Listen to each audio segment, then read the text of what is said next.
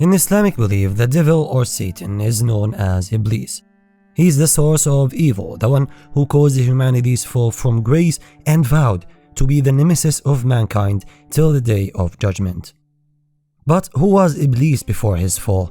How and why did he become the devil? And what was the reason behind his hatred towards humanity? Let's find out. According to Islamic tradition, long ago, before humans existed, a class of supernatural beings called the jinn inhabited the earth. These beings were created from smokeless fire and, most importantly, possessed intelligence and free will. So much like us, they can do good or evil. Therefore, their actions determine their status in the eyes of God. Among them, there was one extraordinary jinn named Azazil. Through his devotion and worship of God, he rose above the rest of the jinn, becoming their leader and the most honored among all jinn kind. As a reward for his exceptional piety, Azazil was granted a special rank in heaven and allowed to dwell among the angels, becoming one of them despite his jinn origin. But little did he know that one day he would become the devil, and his name Azazil, which means the beloved of God, would be forgotten and replaced with a cursed title, Iblis, which translates to he who despaired of mercy. It all started when God informed the angels that he would create a human being, or Adam, to be his vicegerent on earth. God intended that Adam and his descendants would inhabit and develop the earth.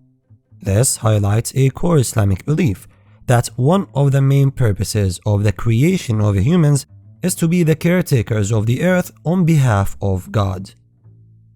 After the divine plan was revealed, one day, while Iblis was exploring heaven, he came across something entirely new, a lifeless figure molded from clay, crafted by God's own hand.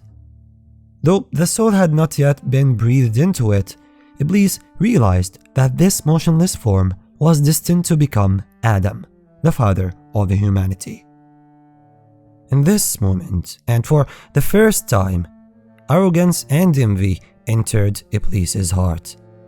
He looked into Adam's figure and said, "If I am given power over you, I will surely destroy you. And if you were given power over me, I will surely disobey you." When the time came and God breathed into Adam from his spirit, he commanded the angels and Iblis to bow to Adam. All the angels did what they were ordered, except for Iblis. God addressed Iblis, "What prevented you from bowing to that which I created with my hand?" In which Iblis replied to, "I am better than him. You created me from fire, and you created him from clay." With this statement, Iblis not only questioned God's decision, but saw himself superior and expressed pride in the presence of God. Thus, he was cast out of heaven and deprived of God's mercy, forever cursed and promised the deepest level of hell.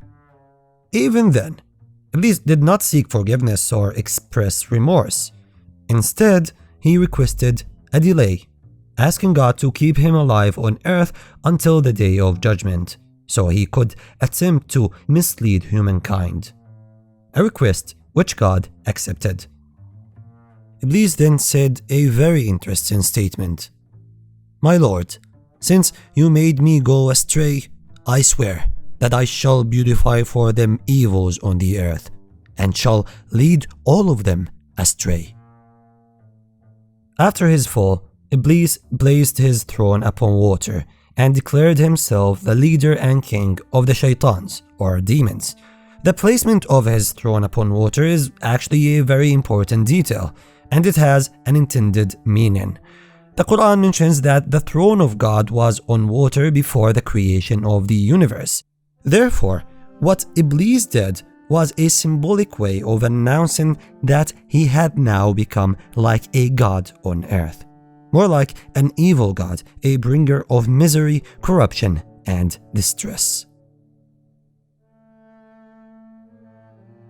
From the day of his fall, Iblis started to plan how to cause Adam and Eve to fall into sin and rebel against God. Adam and Eve, who were now dwelling in paradise, were told to do whatever they wished except for eating from a specific tree. Somehow, Iblis found his way again into paradise. Iblis started to whisper to Adam and Eve to eat the forbidden fruit, saying, "Your Lord has forbidden this tree to you only to prevent you from becoming angels or immortals." At first, Adam and Eve refused to give in to the temptation. However, Iblis kept coming back, whispering doubts and sparking desires of immortality and divine knowledge in their hearts. Eventually, Adam and Eve fell for his temptation and ate from the forbidden tree. Immediately, their nakedness was revealed, and they started to cover themselves with leaves. At that moment, Adam and Eve realized what they had done, and they were filled with remorse. They cried out to God, seeking His forgiveness. God accepted their repentance. However, God commanded Adam and Eve, along with Iblis, to descend from paradise to earth. There, humankind would live, toil, age, and eventually face death, with Iblis ever present as their arch-enemy, continuing his sole mission to tempt and mislead humanity until the day of judgment.